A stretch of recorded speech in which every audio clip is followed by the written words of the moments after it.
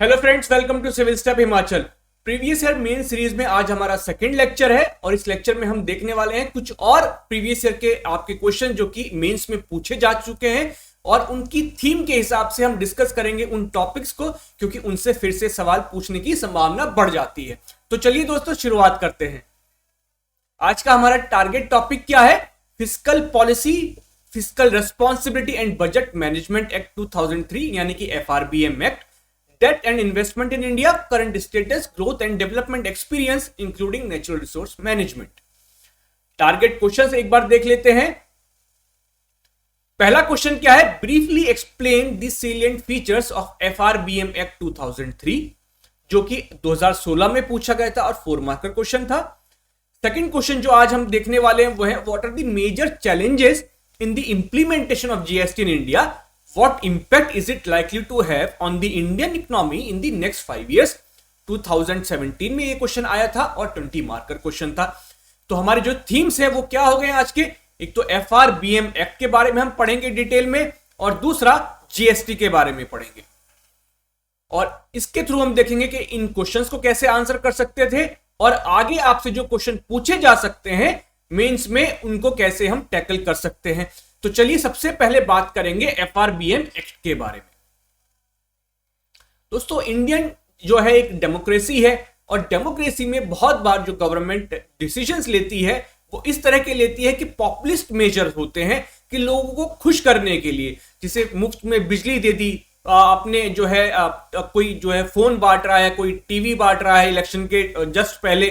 तो इस तरह के हम डिसीजंस ले लेते हैं जो कि इकोनॉमिकली वाइज नहीं है।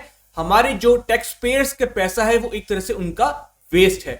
तो इस तरह के डिसीजंस पर लगाम लाने के लिए और सरकार का जो बजट है वो ज्यादा ना गड़बड़ाए, उनका जो डेफिसिट है वो विद इन लिमिट्स रहे, कंट्रोल में रहे, उसको करने के लिए पार्लियामेंट में एक एक्ट लाया गया था जिसका नाम था fiscal responsibility and budget management act 2003। इस एक्ट के थ्रू पार्लियामेंट जो है वो एक नजर रखता है सरकार के डिसीजंस पर कि किस तरह से वो फिजिकली बिहेव कर रही है और कैसे लगाम लगाने की कोशिश करता है थ्रू सर्टेन डॉक्यूमेंट्स जो कि गवर्नमेंट को पेश करने होते हैं बजट के थ्रू। जब बजट सरकार रखती है तो उसके साथ साथ उसको कुछ डॉक्यूमेंट्स जो है वो पार्लियामेंट के सामने रखने होते हैं, जिसके थ्रू पार्लियामेंट देखता है कि किस तरह से आगे काम करने वाले हैं। वो डॉक्यूमेंट्स क्या क्या है? सबसे जो पहला डॉक्यूमेंट है वो है medium term fiscal policy statement. इसमें सरकार को बताना होता है पार्लियामेंट को कि आपका जो फिस्कल डेफिसिट है वो कितना होने वाला है, रेवेन्यू डेफिसिट के आपके क्या टारगेट्स हैं, इफेक्टिव रेवेन्यू डेफिसिट के क्या टारगेट्स हैं, टैक्स टू जीडीपी रेशो के क्या रहने की उम्मीद है, आप क्या टारगेट लेकर के चल रहे हैं। तो इस तरह की जो चीजें हैं वो सरकार पार्लियामेंट को इस स्टेटमेंट में बताती है। सेकेंड जो स्टेटमेंट सरकार को रखना होता है that is macro economic framework statement. तो इसमें मैक्रो इकोनॉमिकली कैसे जो है एक कहना चाहिए क्या सरकार के एस्टिमेट्स हैं वो सरकार को रखने होते हैं, जैसे कि जीडीपी ग्रोथ रेट की क्या आपकी उम्मीद है, आपका बैलेंस ऑफ पेमेंट सिनेरियो कैसा है, ये सारी चीजें सरकार को बतानी होती है मैक्रो इकोनॉमिक फ्रेमवर्क स्टेटमेंट में। थर्ड डॉक्यूमेंट जो सरकार को रखना होता है that is fiscal policy strategy statement. Fiscal policy strategy statement में क्या बताते हैं? इसमें बताते हैं कि क्या एक्शंस वो लेंगे, क्या स्ट्रेटजी अपनाएंगे to achieve the targets set in जो medium term fiscal policy statement में आपने टारगेट सेट किए हैं उनको अचीव करने के लिए आप क्या करने वाले हैं वो इस स्टेटमेंट में बताते हैं। क्या टारगेट्स रखे गए थे इस एक्ट में? जो ओरिजिनली टारगेट्स थे वो ये था कि 2008-9 तक हम रेवेन्यू डेफिसिट को 0 पे ले आएंगे और फिस्कल डेफिसिट को 3% के अंदर ले आएंगे। अमेंडमेंट हुआ 2012 में इस एक्ट में। उसमें क्या अमेंडमेंट लाए गए कि मीडियम टर्म एक्सपेंडिचर फ्रेमवर्क भी रखना पड़ेगा। जो 3 स्टेटमेंट्स ओरिजिनली रखने थे उनके साथ एक चौथा स्टेटमेंट और अब रखना पड़ता है that is called medium term expenditure framework. इसमें मीडियम टर्म का क्या मतलब है कि 3 से 5 साल में आपका क्या एक्सपेंडिचर होने वाला है उसके बारे में आपको बताना है। आपका रिवेन्यू एक्सपेंडिचर क्या होगा, आपके कैपिटल एक्सपेंडिचर क्या होने वाले हैं, इसके बारे में आपको पार्लियामेंट को जानकारी देनी होती है। कॉन्सेप्ट लाया गया इफेक्टिव रेवेन्यू डेफिसिट का। रेवेन्यू डेफिसिट क्या होता है? Revenue expenditure minus revenue income. अब रिवेन्यू एक्सपेंडिचर में एक पार्ट होता है जो सेंटर ग्रांट्स देती है to states, that is considered a revenue expenditure for central government. But ये जो ग्रांट्स स्टेट्स को दी जाती हैं, इसमें से कुछ पोर्शन जो है स्टेट्स किसके लिए यूज करते हैं? For creation of capital assets.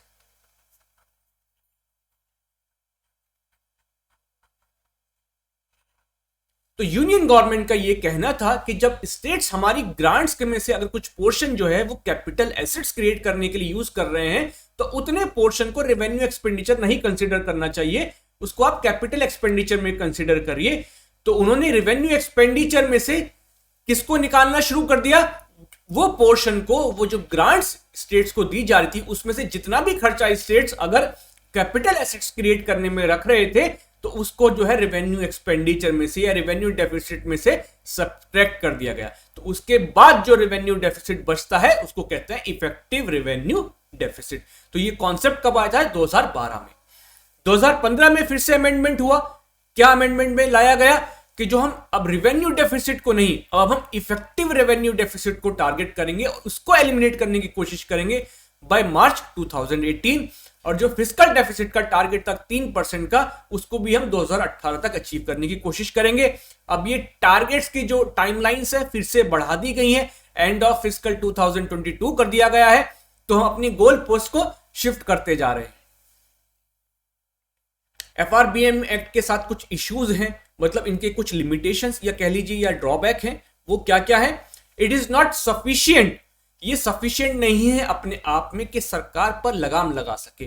जैसे एक एग्जांपल देता हूं कि 2008-9 में जब ग्लोबल फाइनेंशियल क्राइसिस आया तो उसके बाद स्लो डाउन हुआ। उस स्लो डाउन से निपटने के लिए सरकार ने इतना एक्सपेंडिचर जो था वो बढ़ा दिया। तो जो फिस्कल डेफिसिट था वो 6% ऑफ जीडीपी से भी ज्यादा हो गया था। तो एफआरबीएम एक्ट अपने आप में सफिशिएंट नहीं है to control the government. No check on centre. Check का मतलब क्या है कि यहां पर सेंटर के ऊपर कोई रेस्ट्रिक्शंस नहीं है। No restrictions on union government borrowing. Union government जितनी चाहे बोरो कर सकता है, but there are restrictions on state government. State government के ऊपर बहुत सारी रेस्ट्रिक्शंस है, वो कहीं से भी कितना भी पैसा नहीं उठा सकते हैं, बट यूनियन गवर्नमेंट कर सकती है। तो ये भी इसका एक क्रिटिसिज्म है। नेक्स्ट क्या है? कोई जस्टिफिकेशन नहीं है टारगेट्स का। जो आपने टारगेट सेट किए हैं कि फिस्कल डेफिसिट जो है वो 3% से ज्यादा नहीं होना चाहिए, जो आपका रेवेन्यू डेफिसिट है वो 0% होना चाहिए। तो भाई इन टारगेट्स का बेसिस क्या है? आपने क्या एनालिसिस किया? किसके बेसिस पे आप ये बता रहे हैं कि फिस्कल डेफिसिट 3% ही होना चाहिए, 5% क्यों नहीं होना चाहिए, या 2% क्यों नहीं होना चाहिए? तो इसका कोई बेसिस नहीं है। नेक्स्ट क्या है इशू? Centre state अपॉर्शनिंग। अब जबकि स्टेट्स को जो डेवोल्यूशन है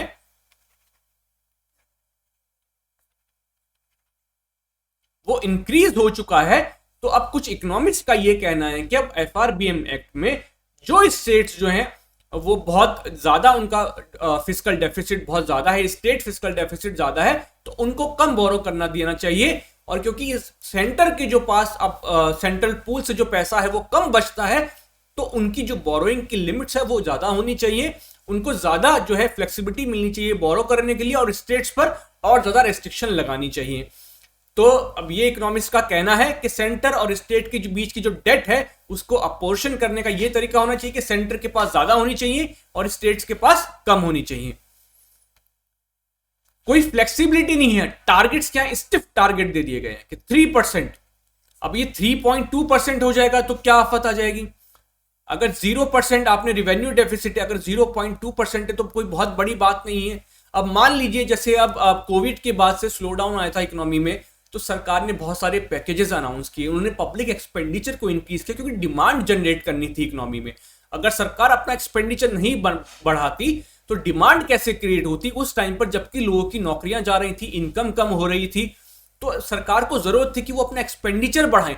तो ऐसे टाइम पे तो फ्लेक्सिबिलिटी मिलनी चाहिए कि जब कोई क्राइसिस का टाइम है तो सरकार जो अपना एक्सपेंडिचर है वो ज्यादा कर सकती है। जो फिस्कल डेफिसिट जो टारगेट्स हैं उनको अगर नहीं भी पूरा करे तो भी वो चल जाएगा। तो इस तरह से कोई फ्लेक्सिबिलिटी नहीं दी गई है। Next is it is not aligned with the monetary policy. जब मॉनेटरी पॉलिसी एक्सपेंशनरी है, मतलब जब आरबीआई मनी सप्लाई बढ़ा रहा है, तब आपकी फिस्कल पॉलिसी कैसी होनी चाहिए? वो फिस्कल पॉलिसी कॉन्ट्रैक्शनरी होनी चाहिए। मतलब तब सरकार जो है अपना एक्सपेंडिचर को उसको रेस्ट्रिक्ट करना चाहिए, उसको कम करना चाहिए, नहीं तो इन्फ्लेशन बढ़ने के चांसेस होंगे कि सरकार भी ज्यादा एक्सपेंडिचर कर रही है, आरबीआई भी मनी सप्लाई बढ़ा रही है, तो एक्सेस मनी सप्लाई नहीं होनी चाहिए इकोनॉमी में, उसकी वजह से इन्फ्लेशन बढ़ सकता है। जब आरबीआई जो है अपनी मॉनेटरी पॉलिसी को कॉन्ट्रैक्शनरी कर दे, कॉन्ट्रैक्शनरी करने का मतलब क्या है कि मनी सप्लाई को रिड्यूस कर रहा है, इंटरेस्ट रेट बढ़ा रहा है, मनी सप्लाई को रिड्यूस करने की कोशिश कर रहा है, तो उस वक्त सरकार को फिस्कल पॉलिसी कैसी करनी चाहिए? वो एक्सपेंशनरी होनी चाहिए, सो दैट एक ऑप्टिमम लेवल जो है मनी सप्लाई का वो मेंटेन रहे इकोनॉमी में, और जो डिमांड है वो भी बनी रहे और इन्फ्लेशन भी ज्यादा ना हो। तो इस तरह से अलाइन करना पड़ेगा मॉनेटरी पॉलिसी और फिस्कल पॉलिसी को, जो कि अभी नहीं है। एफआरबीएम रिव्यू कमेटी बनाई गई थी under chairmanship of N K Singh. उस कमेटी की कुछ रिकमेंडेशन है, उसको देख लेते हैं। जो उनकी सबसे पहली रिकमेंडेशन थी वो ये थी कि public debt to GDP ratio क्या होना चाहिए? एंकर होना चाहिए। अभी हमने क्या इश्यू देखा था कि इस जो टारगेट्स दिए गए हैं उनका कोई बेसिस नहीं है। ये आपने कैसे बनाया कि फिस्कल डेफिसिट के टारगेट क्या होनी चाहिए, या आपका रेवेन्यू डेफिसिट क्या होना चाहिए? तो एफआरबीएम रिव्यू कमेटी कह रही है कि उसका बेसिस जो है public debt to GDP ratio होना चाहिए, ये आपका एंकर होना चाहिए। इसके बेसिस पे आप डिसाइड करिए कि आपके टारगेट क्या होंगे। Combined debt to GDP ratio should be 60%।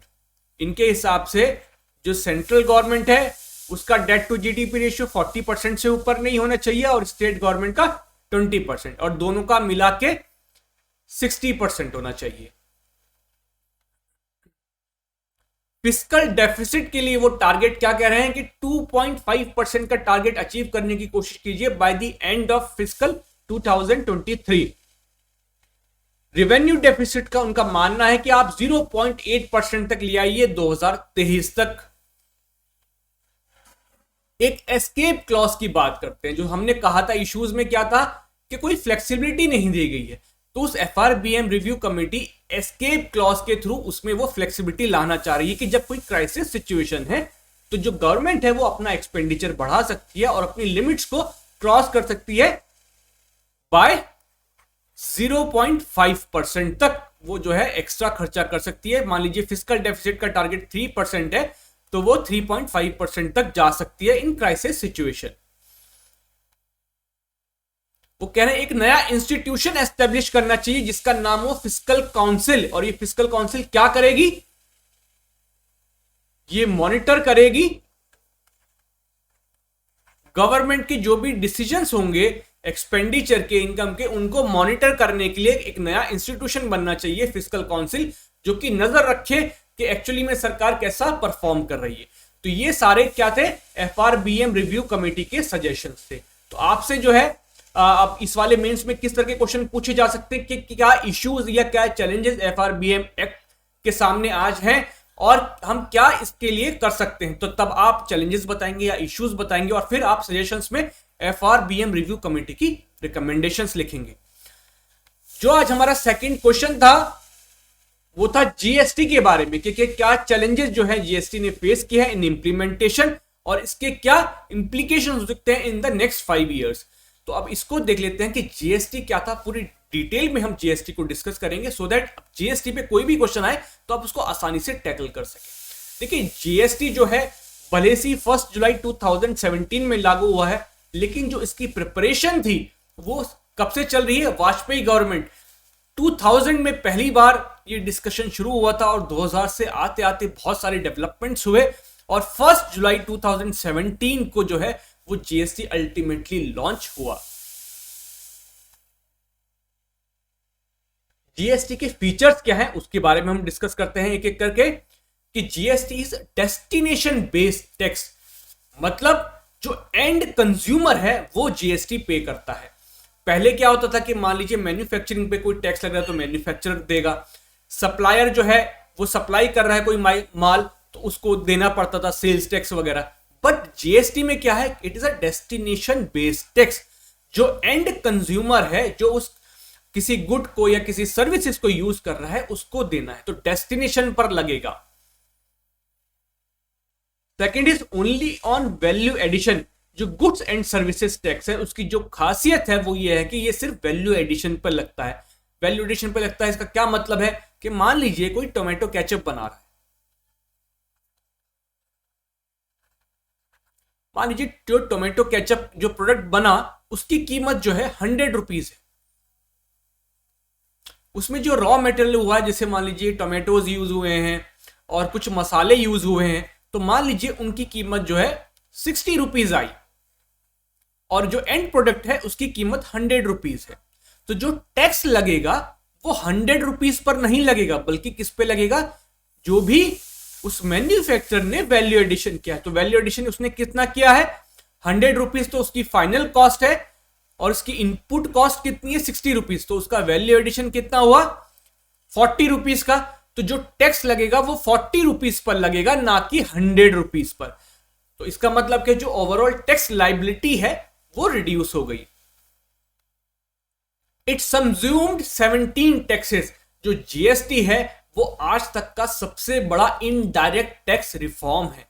Indirect tax क्योंकि ये किस पे लगता है, उन प्रोडक्ट्स पर लगता है जो कि मैन्युफैक्चर हो रहे हैं, जो उन सर्विसेज पे लगता है जो कि प्रोवाइड की जा रही है। ये किसी इंडिविजुअल पर नहीं लगता, जैसे इनकम टैक्स है या कॉर्पोरेट टैक्स है जो किसी कंपनी या फर्म पर लगता है डायरेक्टली, उन पर नहीं लगता है। यहां पर क्या है, ये इनडायरेक्ट टैक्सेस को सब्ज्यूम किया है, चाहे वो स्टेट के हों या सेंटर के हों। तो जैसे सेंट्रल के कौन कौन से टैक्सेस थे, जैसे सर्विस टैक्स था या सेंट्रल सेल्स टैक्स था, एक सेंट्रल एक्साइज ड्यूटी थी। इस तरह के टैक्सेस जो सेंट्रल के थे वो इसने सब्ज्यूम कर लिए। स्टेट में जैसे ऑक्ट्रॉय टैक्स था, लग्जरी टैक्स था, एंटरटेनमेंट टैक्स होता था, स्टेट वेट था, स्टेट सेल टैक्स था। तो ये सारे टैक्सेस जो हैं वो जीएसटी ने अपने अंदर सब्ज्यूम कर लिए हैं। तो 17 ऐसे टैक्सेस थे जो सेंट्रल लगाता था और स्टेट भी लगाते थे, उन सबको मिला करके अब सिर्फ एक ही टैक्स लगता है जिसको हम कहते हैं गुड्स एंड सर्विसेज टैक्स। तो इस रिफॉर्म ने क्या किया कि इतने सारे जो कॉम्प्लिकेटेड स्ट्रक्चर था उसको बहुत सिंप्लीफाई कर दिया और एक टैक्स जो है वो आ गया 17 टैक्सेस की जगह, और उसका रेट जो है हर स्टेट में सेम है। पहले मान लीजिए सेल्स टैक्स था तो यूपी में अलग था, हिमाचल में अलग था, पंजाब में अलग था, गुजरात में अलग था, तमिलनाडु में अलग लगता था। अब एक प्रोडक्ट पर एक ही टैक्स लगता है, उसका एक ही रेट लगता है, चाहे आप जम्मू कश्मीर से लेके कन्याकुमारी तक क्यों ना चले जाए। अगर मान लीजिए किसी कोई शूज मैन्युफैक्चर कर रहा है तो वो शूज पर जो है एक ही टैक्स लगेगा, वो जीएसटी होगा और एक ही रेट होगा। मान लीजिए 5% है तो जम्मू कश्मीर में भी 5% लगेगा, गुजरात में भी 5% लगेगा, सिक्किम में भी 5% लगेगा और तमिलनाडु में भी 5% लगेगा। जो कि पहले मान लीजिए जम्मू कश्मीर में 10%, सिक्किम में 18%, गुजरात में 28%, हर स्टेट जो है अपने अपने हिसाब से लगाता था। तो अब वो नहीं रह गया, अब जो भी मैन्युफैक्चरर्स हैं उनको एक ही तरह का टैक्स जो है वो देना पड़ेगा। तो इसलिए कहते हैं कि जीएसटी जो है आज तक का सबसे बड़ा रिफॉर्म है। इसने जो टैक्स स्ट्रक्चर है उसको भी सिंप्लीफाई किया, एक कॉमन मार्केट क्रिएट कर दिया। कैसे? क्योंकि एक ही तरह का टैक्स लगता है, एक ही रेट पर टैक्स लगता है एक सिंगल प्रोडक्ट पर, तो एक कॉमन मार्केट भी इसने क्रिएट में करके दिया है। और क्या feature, it is levied on supply, manufacturing पे नहीं लगेगा। जब माल सप्लाई होता है तब लगता है। जब मान लीजिए कोई शू मैन्युफैक्चर है तो जब वो शूज मैन्युफैक्चर कर रहा है तब उस पर कोई उसको जीएसटी नहीं देना है, लेकिन जब वो सप्लाई करेगा अपने रिटेलर को या होलसेलर को तब वो जो है उस सप्लाई पर जो है वो जीएसटी पे करेगा, ना कि मैन्युफैक्चरिंग पर। सिर्फ 4 स्लैब्स हैं जीएसटी के, 5%, 12%, 18% और 28%। क्योंकि इंडिया में बहुत डिफरेंट तरह के प्रोडक्ट्स जो हैं, गुड्स हैं, वो सर्विसेज हैं जो कंज्यूम होती है, तो एक आम आदमी की जो प्रोडक्ट्स यूज करता है उन पर कम टैक्स लगाया गया है। वो या तो 0% पर है, या 5% पर है, या 12% पर है। जो थोड़े लग्जरी आइटम्स है, मान लीजिए इंपोर्टेड कार्स हैं या महंगी महंगी कारें हैं, तो उनके ऊपर 28% है। एयर कंडीशनर्स के ऊपर 28% टैक्स है कि भाई वो कौन यूज कर रहा है, वो उसको अमीर लोग यूज कर रहे हैं, तो उनसे ज्यादा टैक्स हम ले सकते हैं। जो चीजें आम आदमी यूज कर रहा है उन पर कम टैक्स लीजिए। और मेजॉरिटी ऑफ द जो प्रोडक्ट्स हैं उनके ऊपर एक 18% का टैक्स है जो कि इन जनरल लगाया गया है। डुअल जीएसटी, डुअल जीएसटी का मतलब क्या है कि जो जीएसटी टैक्स है उसमें सेंट्रल का कुछ हिस्सा है जिसको हम सेंट्रल जीएसटी कहते हैं, और स्टेट की भी इसमें हिस्सेदारी जिसको हम स्टेट जीएसटी कहते हैं। बहुत बार आपने जैसे कोई बिल लेते हुए देखा होगा कि मान लीजिए जीएसटी 18% है, तो वो एक ब्रेकअप करके देते हैं कि इसमें सेंट्रल जीएसटी 9% और स्टेट जीएसटी 9%, और टोटल आपको 18% जीएसटी पे करना पड़ता है। तो ये 9% हिस्सा सेंट्रल को जाता है और 9% जो बचा हुआ हिस्सा है वो स्टेट्स को जाता है। तो ये डुअल जीएसटी है। अब एक कॉन्सेप्ट आता है इसमें, इनपुट टैक्स क्रेडिट। इसको समझना जरूरी है क्योंकि ये अपने आप में एक 4 मार्कर क्वेश्चन के तौर पे भी पूछा जा सकता है कि जीएसटी में आप इनपुट टैक्स क्रेडिट से क्या समझते हैं, और बहुत सारी चीजें जो हैं इस इनपुट टैक्स क्रेडिट से रिलेटेड हैं जो कि जीएसटी को अलग बनाती हैं। तो इनपुट क्रेडिट को समझने का क्या तरीका है, अब मान लीजिए कि कोई कार मैन्युफैक्चरिंग कंपनी है, तो उसके लिए आउटपुट क्या है, उसके लिए आउटपुट है कार। उसके लिए इनपुट क्या है, मान लीजिए एलईडी लाइट्स जो लगती हैं कार में, जो टेल लैंप्स होते हैं, तो मान लीजिए कि एक उसका वो इनपुट है, इनपुट ए। इनपुट बी क्या है कि मान लीजिए टायर्स हैं, गाड़ी के टायर्स हो गए। फिर मान लीजिए सीट कवर्स हैं। मान लीजिए ये 3 इनपुट जो है वो कंपनी जो है वो बाहर से वेंडर से ले रही है, उनसे सप्लाई ले रही है। तो मान लीजिए एलईडी लाइट्स की कीमत जो है वो कुछ रही होगी, उस पे जो है उस मैन्युफैक्चरर ने जो कि एलईडी लाइट्स बना रहा है उसने क्या करा है, उसने 100 रुपए का टैक्स ऑलरेडी दे चुका है। वो ऐसे जो टायर मैन्युफैक्चरर था जिसने कार मैन्युफैक्चरर को सप्लाई किया है, वो मान लीजिए 120 रुपए जो है ऑलरेडी पे कर चुका है। और ऐसी सीट कवर वाला जो मैन्युफैक्चरर था वो 80 रुपए पे कर चुका है। अब जो कार है, ओवरऑल कार है, उस पे जो जीएसटी लग रहा है मान लीजिए वो 450 रुपए है। ये 450 रुपए किसको देने हैं, जो कार मैन्युफैक्चरर है उसको अपनी कार जो उसने मैन्युफैक्चर करी है, जब वो सप्लाई करेगा, जब वो अपने रिटेलर को भेजेगा, एजेंसी पे भेजेगा, तो उसको 450 रुपए देने पड़ेंगे कार पर। बट जो उसने इनपुट्स यूज करे हैं उन पे ऑलरेडी जीएसटी पे कर हो चुका है। उन पे कितना कितना जीएसटी पे हो चुका है, एलईडी लाइट्स पे 100 रुपीज, टायर्स पे 120 रुपीज और सीट कवर्स पे 80 रुपीज। तो टोटल कितना टैक्स पे कर चुके हैं, 300 रुपीज जो है ऑलरेडी पेमेंट हो चुका है इन इनपुट्स पर जो कि इस कार में लगे हैं। तो एक्चुअली में कितना टैक्स पे करना बाकी रह गया है, कितने वैल्यू एडिशन उसने किया है, तो वो 450 रुपीज माइनस रुपीज 300, तो सिर्फ 150 रुपए जो है वो कार मैन्युफैक्चरर को देने पड़ेंगे, ना कि 450 रुपए। पहले क्या होता था जीएसटी आने से पहले कि इनपुट पर तो लगा ही लगा टैक्स, ये जो भी LED lights, tyre, seat covers use हुए हैं, और जो आउटपुट पर था उस पर भी टैक्स देना पड़ता था। जीएसटी आने के बाद क्या हुआ है कि जो भी आपका आउटपुट है उसमें से आप वो टैक्स सब्ट्रैक्ट कर सकते हैं जो कि इनपुट्स पर ऑलरेडी पेमेंट हो चुका है। तो जो भी इसमें इनपुट्स यूज हुए थे उसमें कितना टैक्स ऑलरेडी पेमेंट हो चुका था, 300 रुपए का पेमेंट ऑलरेडी हो चुका था।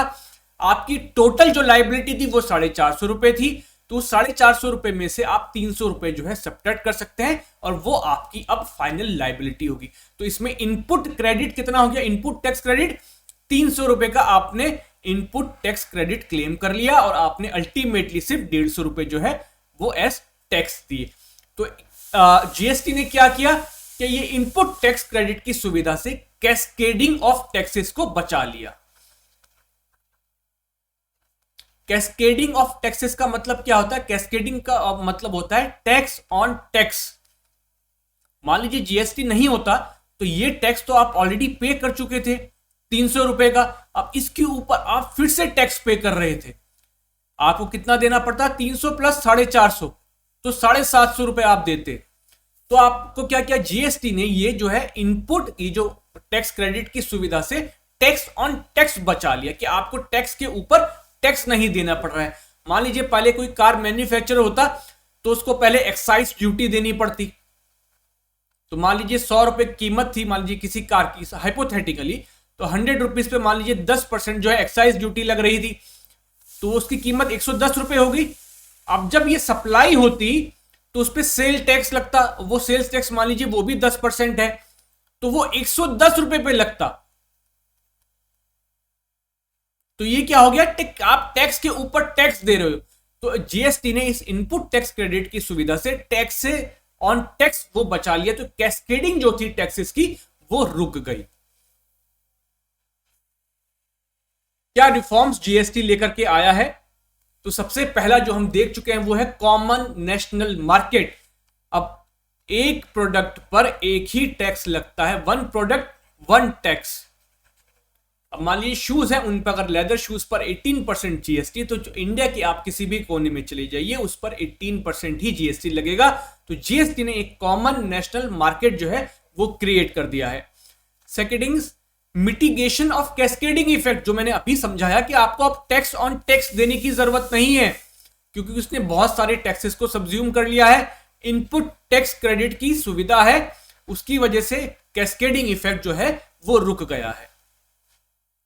रिडक्शन इन टैक्स बर्डन, अब कैस्केडिंग की वजह से क्या होता था कि जो आपकी टैक्स लायबिलिटी है वो बढ़ती चली जाती थी कि पहले एक्साइज ड्यूटी पे की, फिर उसके ऊपर सेल्स टैक्स पे किया, फिर किसी और तरह का टैक्स लग गया। अब वो नहीं है, अब क्या है, सिर्फ एक टैक्स है जीएसटी। तो ओवरऑल जो टैक्स लायबिलिटी थी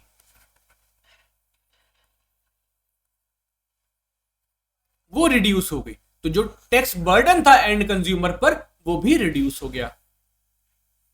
competitiveness of Indian products improve, competitiveness कैसे इंप्रूव हो गई, क्योंकि जो हमारी कॉस्ट ऑफ प्रोडक्शन थी वो रिड्यूस होगी। कॉस्ट ऑफ प्रोडक्शन कैसे रिड्यूस होगी, due to input tax credit, क्योंकि वो जो कैस्केडिंग इफेक्ट था वो रिमूव हो गया और इस इनपुट टैक्स क्रेडिट की वजह से जो हमारी कॉस्ट थी, ओवरऑल कॉस्ट थी प्रोडक्शन की, वो रिड्यूस होगी, जिसकी वजह से हमारी जो कॉम्पिटिटिवनेस है वो इंक्रीज हुई है। सक्सेस की बात करें कि जीएसटी ने पिछले 3-4 साल में क्या जीएसटी का सक्सेस रहा है उसके बारे में डिस्कस करते हैं। सबसे पहला कि टैक्स कंप्लायंस इंक्रीज हुआ है। टैक्स कंप्लायंस क्यों इंक्रीज हुआ है, क्योंकि ये इनपुट टैक्स क्रेडिट की वजह से, जैसे हमने एग्जांपल लिया कि कार मैन्युफैक्चरर जो है वो इसका बेनिफिट उठा सकता है, वो इनपुट टैक्स क्रेडिट क्लेम कर सकता है कि देखिए मेरे सप्लायर ने जो एलईडी लाइट्स बना रहा था, जो टायर मुझे सप्लाई किए हैं, मुझे सीट कवर सप्लाई किए हैं, उन्होंने ऑलरेडी इतना टैक्स पे कर दिया है। तो वो सरकार को कैसे दिखाएगा कि इतना टैक्स पे कर दिया है, वो इनवॉइस मांगेगा अपने सप्लायर से कि मुझे इनवॉइस दो और बताओ कि आप कितना टैक्स पे कर चुके हो। फिर मैं सरकार को ये डॉक्यूमेंट्स दिखाऊंगा कि देखिए ये इनवॉइस है, ये बिल है, इसमें उन्होंने इतना जीएसटी पे कर दिया है, तो मैं दोबारा जीएसटी पे नहीं करूंगा। तो इस तरह से क्या होगा, कंप्लायंस इंक्रीज हो गया। पूरी चेन में हर कोई अब क्या करेगा, एक दूसरे से इनवॉइस मांगेगा अगर उसको इनपुट टैक्स क्रेडिट का फायदा उठाना है। और जब इनवॉइस मांगेगा तो सरकार के पास जो है वो डेटा रहेगा कि अच्छा किसने टैक्स पेमेंट किया है, किसने पेमेंट नहीं किया है। तो अपना जो टैक्स कंप्लायंस है वो ऑटोमेटिकली इंक्रीज हो गया है। Second is revenue base increase हुआ है। रेवेन्यू बेस आप समझ लीजिए कि जीएसटी आने से पहले और जीएसटी आने के जस्ट 1 साल बाद जो फर्म्स रजिस्टर्ड थी वो दुगनी हो गई है। अब दुगनी फर्म्स जो है वो टैक्स पे कर रही है जीएसटी आने के बाद, क्योंकि उनको इनपुट टैक्स क्रेडिट का फायदा लेना है। रैशनलाइजेशन ऑफ टैक्सेस, जैसे मैंने बताया था कि एक्साइज ड्यूटी लगता था, अब मान लीजिए एक्साइज ड्यूटी लग रहा था बहुत सारे स्टेट्स में कि 12%, उसके ऊपर सेल्स टैक्स देते थे 14, 15% तो आप देखिए कि टोटल मिला के आप 26-27% जो है वो टैक्स पे कर रहे थे। ये तो जस्ट एग्जांपल दे रहा हूं कि सिर्फ 2 टैक्स, और भी बहुत सारे के टैक्स लगते थे। अब जीएसटी आने के बाद क्या हुआ है कि ज्यादातर जो प्रोडक्ट्स हैं उन पर 18% टैक्स लग रहा है।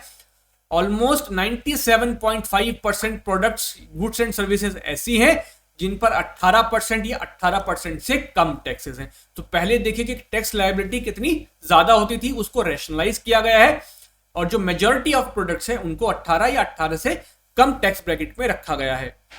ई वे बिल्स, पहले मान लीजिए माल सप्लाई हो रहा है, मान लीजिए हिमाचल से एप्पल्स जा रहे हैं, मुंबई, तो क्या होता था कि हिमाचल से पहले उसको ट्रांजिट पास लेना पड़ेगा पंजाब का, पंजाब से फिर आएगा दिल्ली, तो दिल्ली के लिए अलग ट्रांजिट पास चाहिए, राजस्थान के लिए अलग ट्रांजिट पास चाहिए, गुजरात के लिए अलग ट्रांजिट पास चाहिए, महाराष्ट्र के लिए अलग ट्रांजिट पास चाहिए।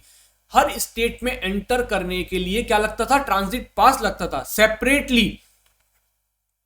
हर जगह बॉर्डर पे चेकिंग होगी, क्या माल लेकर आए हो। अब ई वे बिल आ गया। ई वे बिल क्या है, एक इलेक्ट्रॉनिक रिकॉर्ड है कि आप क्या माल लेकर के जा रहे हैं, उसकी क्या वैल्यू है। और एक बार आप वो ई वे बिल जनरेट कर देते हैं तो बॉर्डर पर, चेक पोस्ट पर सिर्फ आप ई वे बिल दिखाइए और आप हर स्टेट से गुजर सकते हैं। आपको सेपरेट ट्रांजिट पास नहीं लेना है। तो जो इंटर स्टेट मूवमेंट है गुड्स का, वो क्या हो गया, बहुत हेजल फ्री हो गया है। अब बहुत आसानी से जो है माल एक स्टेट से दूसरे स्टेट में सप्लाई हो सकता है। तो जो दिक्कतें थी वो भी रिड्यूस हुई और मूवमेंट जो था गुड्स का वो भी फास्टर हो गया इन ई वे बिल्स की आने की जगह। यूज ऑफ टेक्नोलॉजी, जो पूरा एक कहना चाहिए जीएसटी का बैकग्राउंड है वो टेक्नोलॉजी बेस्ड है। जो भी रजिस्ट्रेशन होगा, जो भी आपको ड्यूज जो पेमेंट की जाएंगी, जो भी रिफंड होंगे, ये सब क्या होंगे, इलेक्ट्रॉनिकली होंगे। तो इसमें जो इंटरफेस है कि गवर्नमेंट का और जो भी कंज्यूमर हैं, जो भी मैन्युफैक्चरर्स है, उनके बीच का इंटरफेस जो है वो क्या हो गया, इलेक्ट्रॉनिक मीडियम हो गया है। तो जो ब्राइबरी की जो चांसेस होते थे कि रजिस्ट्रेशन के लिए परेशान कर रहे हैं, ब्राइब देनी पड़ेगी, एक्सपोर्टर्स का रिफंड नहीं आ रहा उसके लिए ब्राइब देनी पड़ेगी, तो अब ऐसा नहीं है क्योंकि सब चीज क्या हो गई है, इलेक्ट्रॉनिक हो गई है। जीएसटी काउंसिल, अब ये जीएसटी काउंसिल क्या है, एक सक्सेसफुल टेम्पलेट बन गया है फॉर सेंटर स्टेट कोऑर्डिनेशन।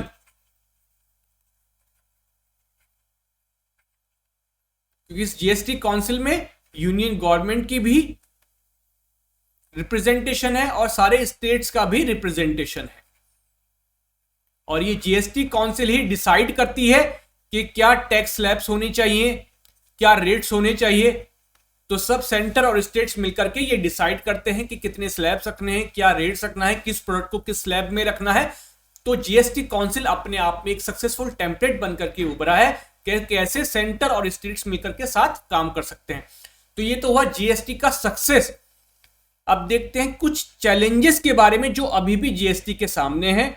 सबसे पहला चैलेंज क्या है, लिस्ट ऑफ एक्सक्लूजन। अभी भी अगर आप बात करें तो पेट्रोलियम प्रोडक्ट्स, रियल एस्टेट, ये सब क्या है, ये अभी भी एक्सक्लूडेड हैं, ये भी अभी भी जीएसटी के दायरे में नहीं आते हैं। जबकि पेट्रोलियम प्रोडक्ट्स और रियल एस्टेट बहुत ही मेजर सोर्स ऑफ रेवेन्यू है both for the central government and the state governments. तो ये प्रोडक्ट्स को जीएसटी में लाना बहुत जरूरी है, तभी जीएसटी का फुल इंपैक्ट जो है आपको इकोनॉमी में देखने को मिलेगा। Second is complex structure. World bank का कहना है कि जितने भी कंट्रीज ने जीएसटी को इंट्रोड्यूस किया है उसमें से इंडिया का जो है वो सेकंड कॉम्प्लिकेटेड स्ट्रक्चर है। मतलब हम सेकंड नंबर पे हैं अगर कॉम्प्लिकेशन के मामले में देखें। वो कहते हैं कि चार चार आपने स्लैब रखे हुए हैं, फिर आप जो है गोल्ड सिल्वर इनके ऊपर आपका अलग सेपरेट जीएसटी रेट है। जो आप बात करते हैं सेसेस की, सरचार्जेस की, ये आपने अलग से लगाए हुए हैं। आप बहुत फ्रीक्वेंटली इनमें चेंजेस करते रहते हैं।